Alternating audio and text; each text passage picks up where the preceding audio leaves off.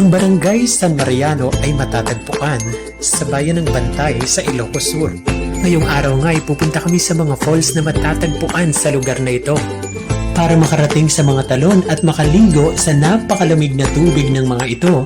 Kailangan mong maglakad ng mahigit 20 minuto habang ini-enjoy mo ang magagandang tanawin na nakapaligid sa iyo. Ayon sa mga lokal, ay may mga araw daw talaga na napakaraming turista ang pumupunta dito. Pero dahil maulan at bumabagyo nung nagpunta kami, ay wala kami nakasabay na kahit isang turista. Hindi man masyadong mahaba ang lakaran ay nakakapagod pa rin dahil kailangan mong umakyat at bumaba na sinabayan pa ng napakaputik na lupa na dulot ng malakas na pag-ulan. Bago mo rin tuluyang marating ang mga falls ay kailangan mong tumawid sa napakalakas na agos ng tubig na nagdudugtong sa mga falls na makikita sa lugar na ito. Sabi ng mga residente dito ay meron daw mahigit sa 5 falls ang makikita dito. Pero dahil na rin sa masamang panahon at malakas na agos ng ilog, ay isa lang ang napuntahan namin noong araw na to.